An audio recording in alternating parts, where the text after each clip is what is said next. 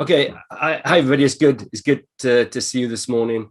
As you know, we've been looking over the last few weeks, and are going to be looking for a few more weeks as well to come. That is at some of the Old Testament characters, starting right at the beginning with Adam and Eve, then Abraham and Sarah, and from now on we'll be looking at their extended family and the nation of Israel, which emerges from that couple.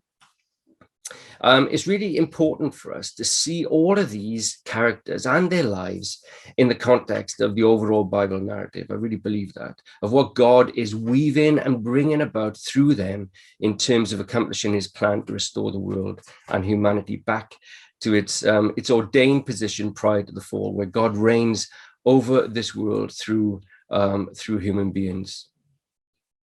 So all of these stories we read about are so very, very relevant to our lives today, because they act as the foundation or the forerunners for our personal stories as God works his purposes through us and our lives, as history builds to a point where God finally restores everything.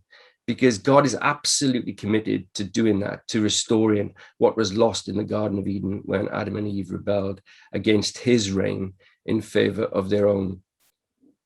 We read back in Genesis 3 how right at the point Adam and Eve rejected God and calamity hit the world, that God promised right at that moment, he didn't wait, he promised right at that moment that he would use another man, a perfect man who was Jesus. We've just remembered his death, to bring about restoration of relationship, who would deal with sin and death and enable our resurrection through that, so that those who believe in Jesus can reign with him in the new heaven and the new earth. So that's the narrative. That's the Bible narrative. And these Old Testament characters form a part of how God works this out in their BC, before Christ world, and continues to work this out in our Anno Domini world through our lives and our stories.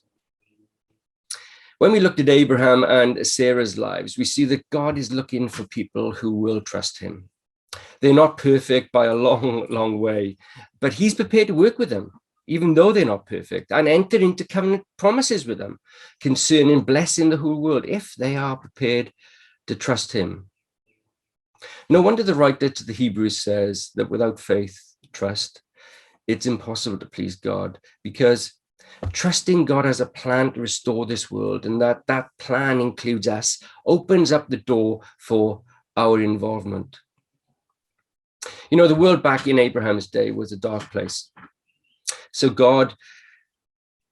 because God is committed to restoring this world, he formulated a plan which involved building a nation that could model how a society living under his reign, under God's reign, could flourish and be a light in that darkness to the other nations.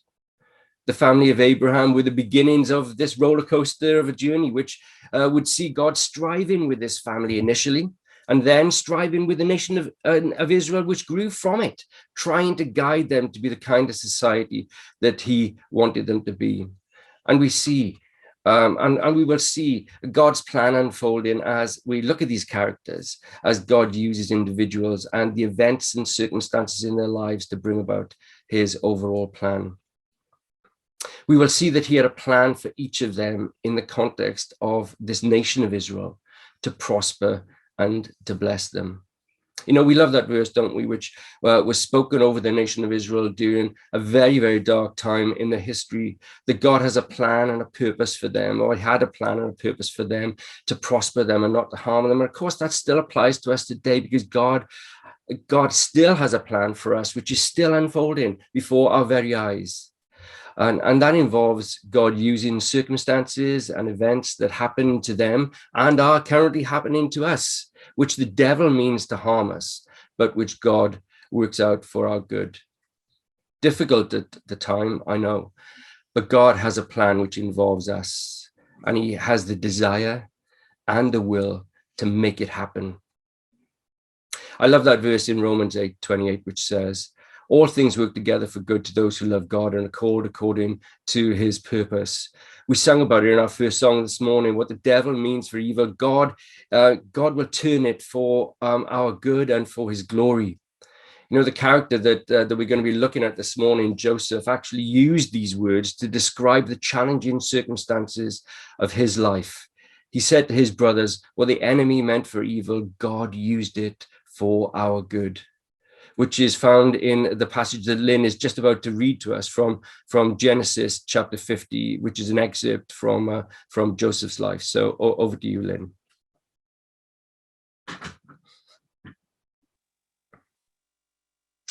Okay, Joseph threw himself on his father and wept over him and kissed him. Then Joseph directed the physicians in his service to embalm his father Israel. So the physicians embalmed him, taking a full 40 days, for that was the time required for embalming. And the Egyptians mourned for him 70 days. When the days of mourning had passed, Joseph said to Pharaoh's court, if I have found favor in your eyes, speak to Pharaoh for me, tell him, my father made me swear an oath and said, I am about to die. Bury me in the tomb I dug for myself in the land of Canaan.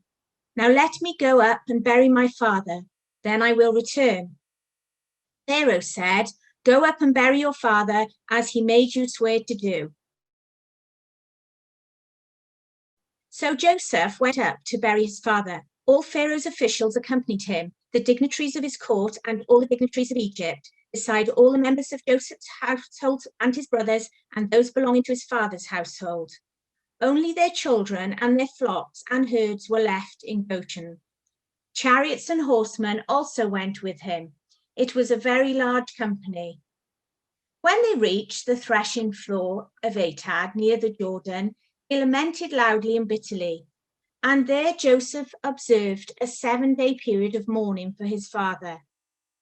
When the Canaanites who lived there saw the mourning at the threshing floor of Atad, they said, the Egyptians are holding a solemn ceremony of mourning. That is why that place near the Jordan is called Abel Mizraim.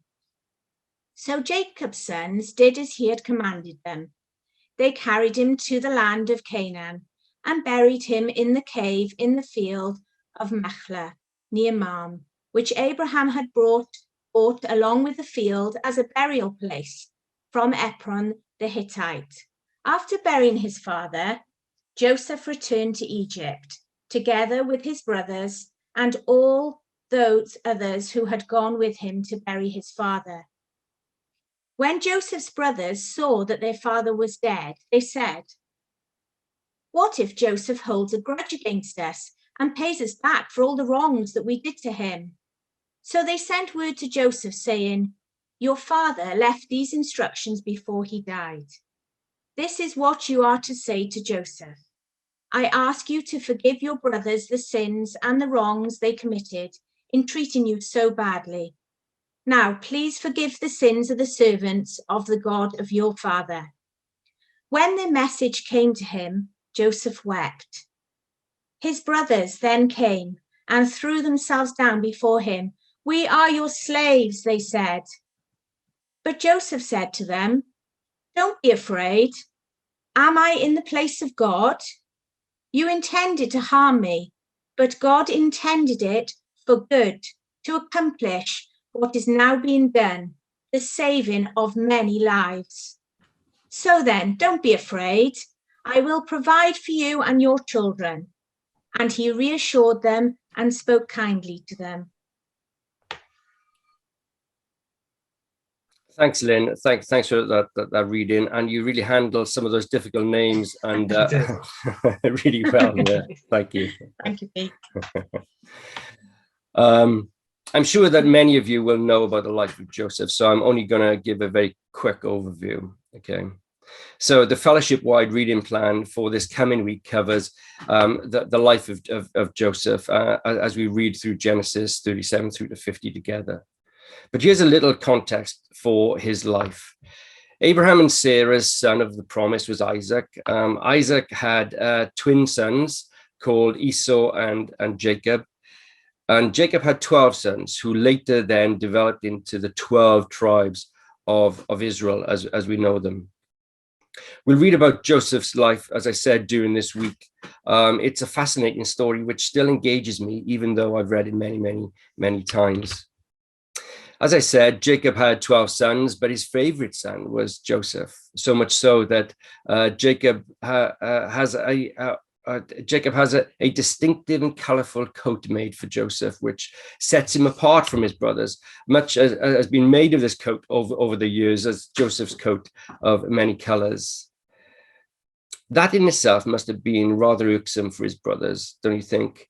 But Joseph isn't afraid to rub it in even more either, and make his brothers even more aware of his father's preference. On 2 occasions, whilst wearing his special coat, he tells his brothers about 2 dreams he had, that they would effectively bow down and worship him, which of course was a prophetic dream that would later come true, but still must have really, and did in fact, irritate his brothers big time. It always amazes me how God is prepared to use us even in our weakness, because while God was obviously speaking to Joseph prophetically, Joseph's use of that prophecy was rather unwise. And that's why Paul tells us in the book of Corinthians, when talking about this gift of prophecy, to follow the way of love when using spiritual gifts, because because love must be the motivator for using all of the gifts of the Holy Spirit, else they can sometimes be damaging. And Joseph definitely should have taken some of Paul's advice when communicating these prophecies to his brothers, because he simply enraged them to the point that they wanted to kill him, literally wanted to kill him. But Reuben, one of the brothers, talks the others out of killing him and persuades them instead to sell him as a slave to passing nomads. So Joseph ends up in Egypt as a servant in Potiphar's house, where God uses him and blesses his master through him. But Potiphar's wife took a fancy to Joseph and tried to seduce him. Joseph rejects her advances, as we know, and she ends up accusing him of sexual assault, and Joseph ends up in prison. God's plan, it seems, at this point is not going that well. You might think that, but God uses him and blesses him even while in prison, giving him supernatural gifts like interpreting dreams, which then later came true. Well, to cut a long story short, the king of Egypt, Pharaoh, had a couple of dreams himself. There's a lot of dreams going on within this story.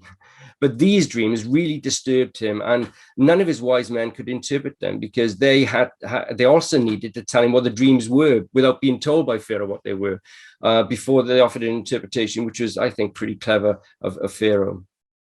Well, word eventually came to Pharaoh that Joseph had the gift of interpreting dreams, so Joseph is pulled out of prison and presented to the king. He told Pharaoh what the dreams were and the interpretation of them, which warned Pharaoh of an impending natural disaster.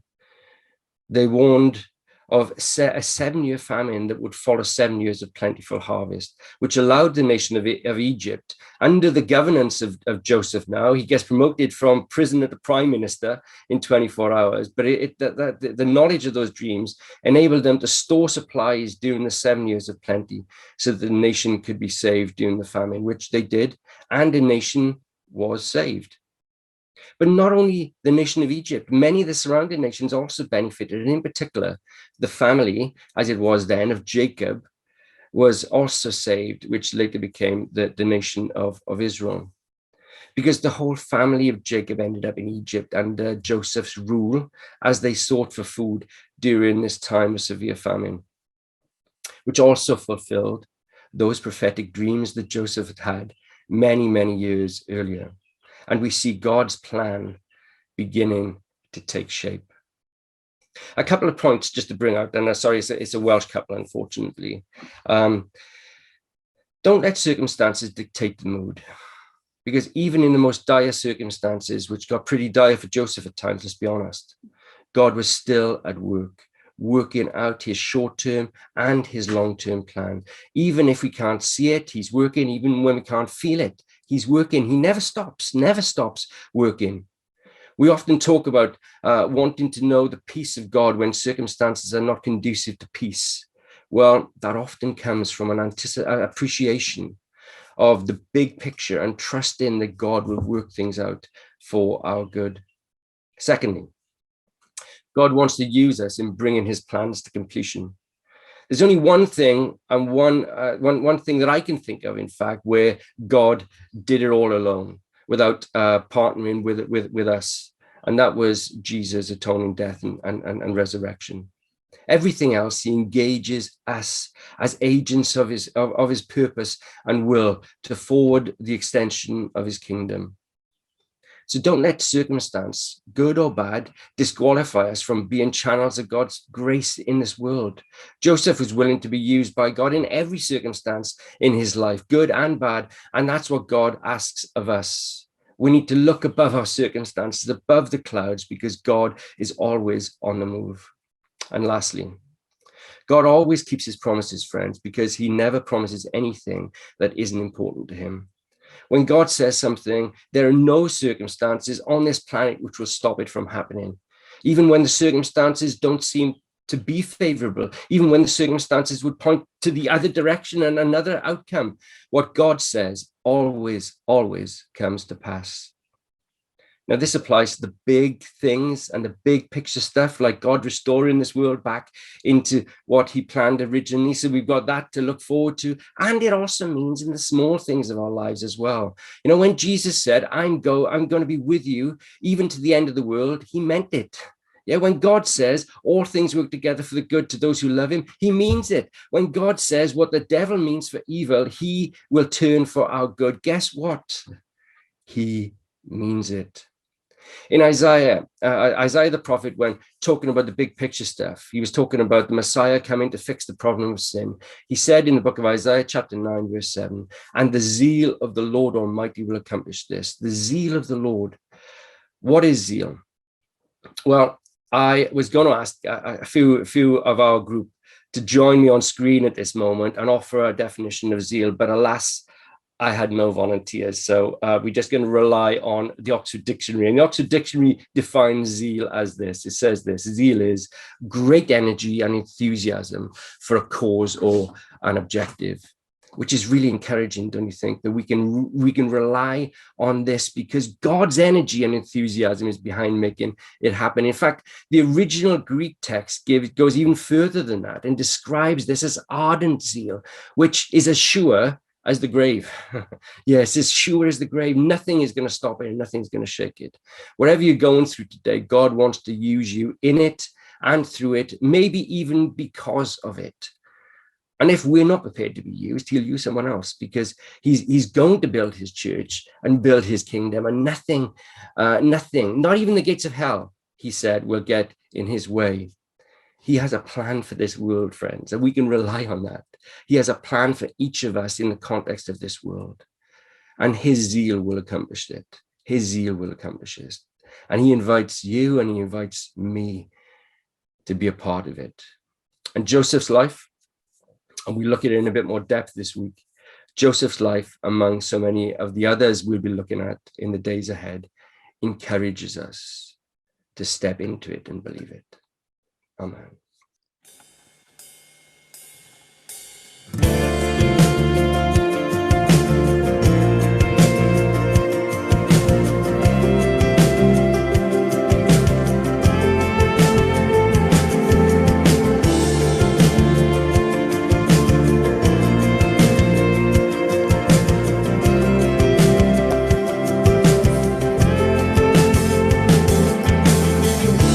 There is strength within the sorrows. There is beauty in our tears. And you meet us in our mourning with a love that casts out fear. You are working in our waiting. You're sanctifying us when beyond our understanding.